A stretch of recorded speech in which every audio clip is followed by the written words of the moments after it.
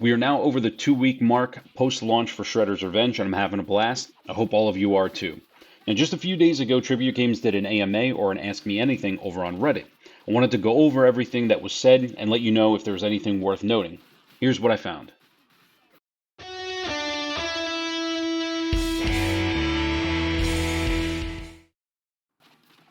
First off, let's get a very important question out of the way.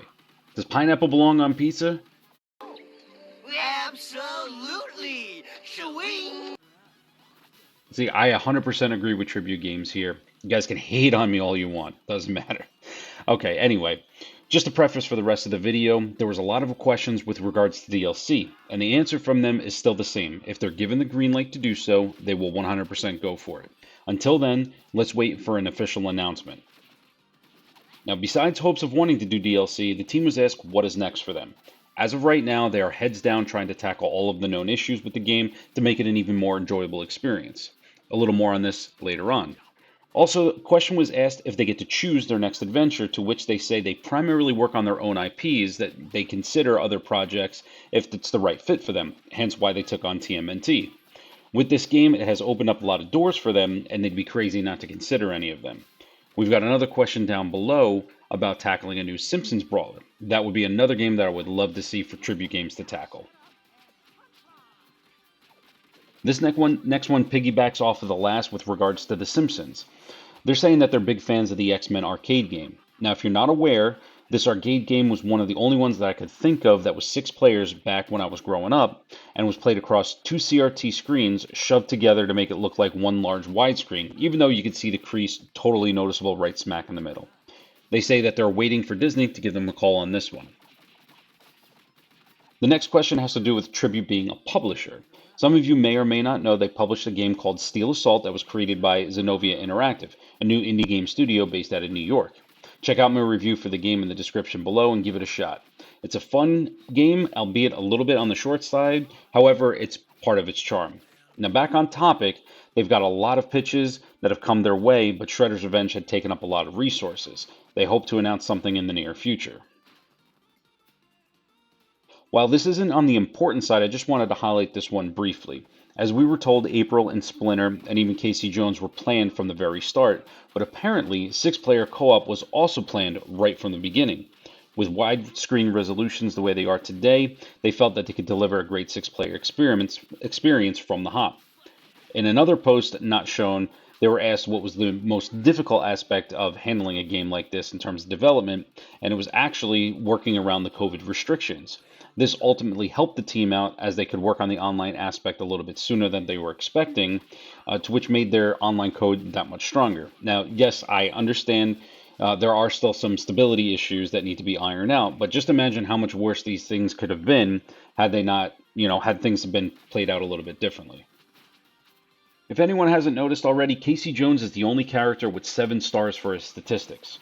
To summarize, he's not unbalanced. The stars are just used for visual purposes and don't directly impact the player, but having him at a 1-star power didn't seem right to Tribute Games, so they decided to go against the grain and give him an extra star to make him, as an unlockable character, feel a little bit more special.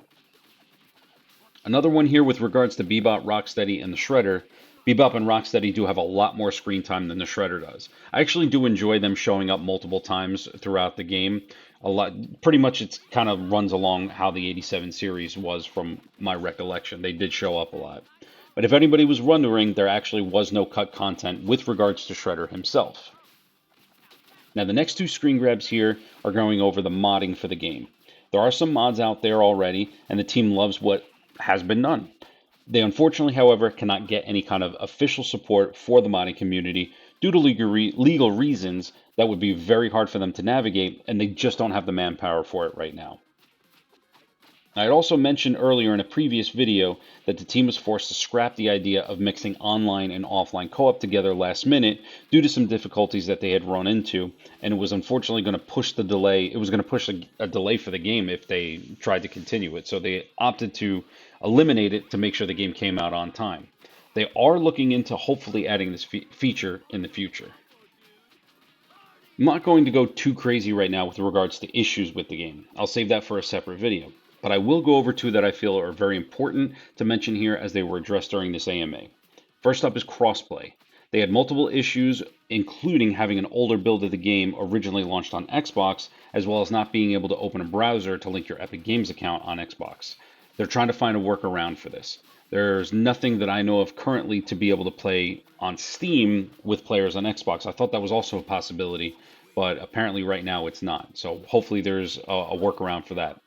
The only other way to play crossplay is to actually have Xbox on your PC, and then you'll be able to play crossplay with any of those who happen to be on console. Lastly, there have been a lot of complaints about the taunt system and how a lot of players are just spamming taunts and specials.